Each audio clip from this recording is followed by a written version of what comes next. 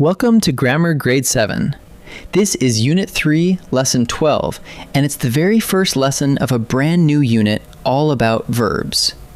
If nouns are the naming words of our language, then verbs are the doing words, the engines that make a sentence move. Today we begin with the most energetic verbs of all, action verbs.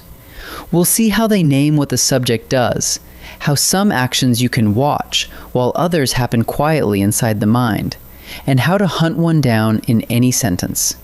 Let's get started. So, what is an action verb?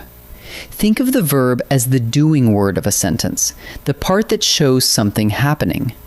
An action verb names an action, and it tells you exactly what the subject does. Take a simple sentence.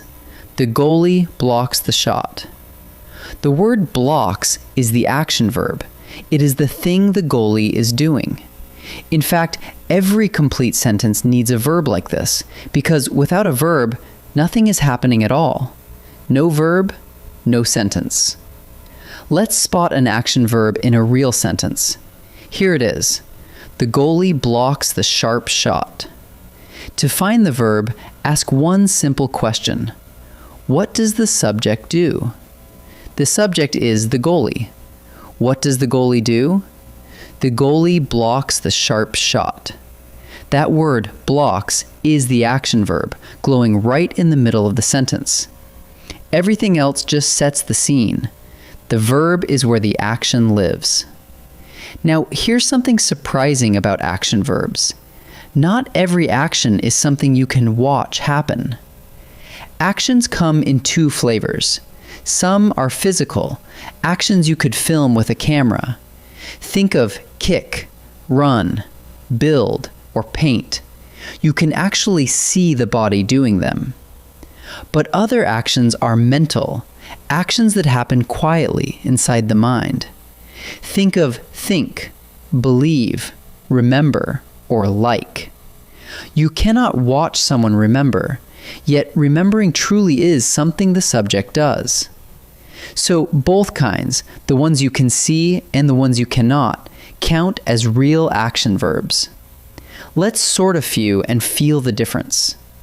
On the left are physical action verbs: sprint, hammer, splash. Picture each one. You can watch them happen right in front of you. On the right are mental action verbs: imagine, doubt, adore. These unfold inside a person's thoughts and feelings where no camera can reach. Notice both columns are full of genuine action verbs. The line between them isn't about which is real. It's simply about whether the action shows on the outside or stays on the inside. Here's a twist that trips people up. An action verb isn't always a single word. Sometimes it's a small team of words working together. Look at this. The volunteers will be planting trees. The action is will be planting, 3 words acting as one. The last word, planting, is the main verb, and will and be are helping verbs that support it. Together they form what we call a verb phrase. And the whole phrase, from the first helper to the main verb, is the action verb of the sentence. So don't grab just one word. Scoop up the entire phrase. Now let's talk about 3 sneaky words: have, has, and had. These can play 2 very different roles. Sometimes they are action verbs all on their own, when they mean to own or to hold.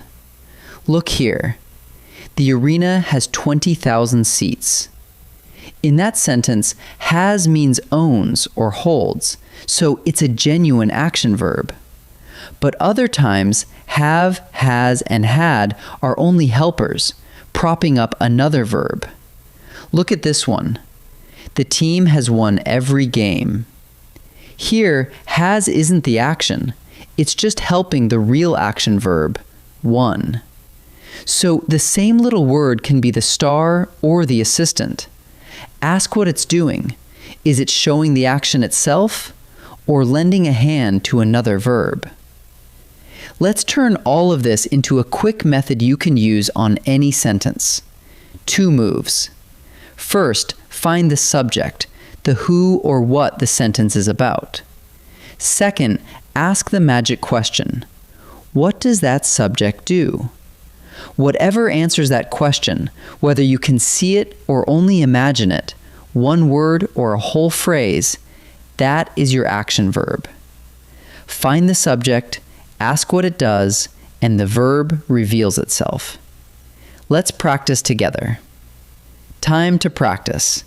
In this first set, I'll show you a sentence, and your job is to find the action verb, the word or phrase that tells what the subject does. Pause the video and pick it out before I reveal the answer. The blacksmith hammered the glowing iron. Who is the sentence about? The blacksmith. And what does the blacksmith do? He hammered the iron. Hammered is the action, so it's the action verb. So the answer is hammered. Maria remembered the answer instantly. Careful, this action is a quiet one. What does Maria do? She remembered. You cannot watch remembering happen, but it is still something Maria does. So remembered is a mental action verb. So the answer is remembered. The hikers had climbed the steep trail. What did the hikers do? They had climbed. Notice that's 2 words working as one, a verb phrase. Scoop up the whole thing, had climbed, as the action verb. So the answer is had climbed. In this second set, each sentence has an action verb. Decide whether that action is physical, something you could watch, or mental, something that happens inside the mind. Pause and choose before I answer.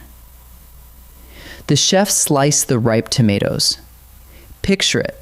Could you watch the chef slice the tomatoes with your own eyes? Absolutely. Slicing is something the body does out in the open, so it is a physical action. So the answer is physical. Daniel believed every word of the story.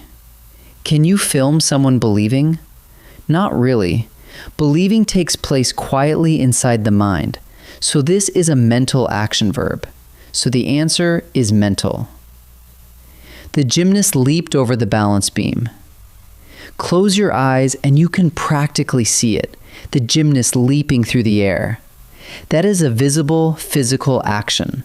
So the answer is physical. Let's gather up what we learned today. An action verb names what the subject does. It's the engine that drives the sentence. To find it, ask a simple question. What does the subject do? Remember that actions come in 2 kinds. Physical actions, like kick and build, are ones you can watch. Mental actions, like think and believe, happen inside the mind, and they count just as much. An action verb can be a single word or a whole verb phrase. And keep an eye on have, has, and had. They are action verbs when they mean to own or hold, but only helpers when they prop up another verb. Great work today. Next time, we'll keep exploring verbs and the work they do. I'll see you there.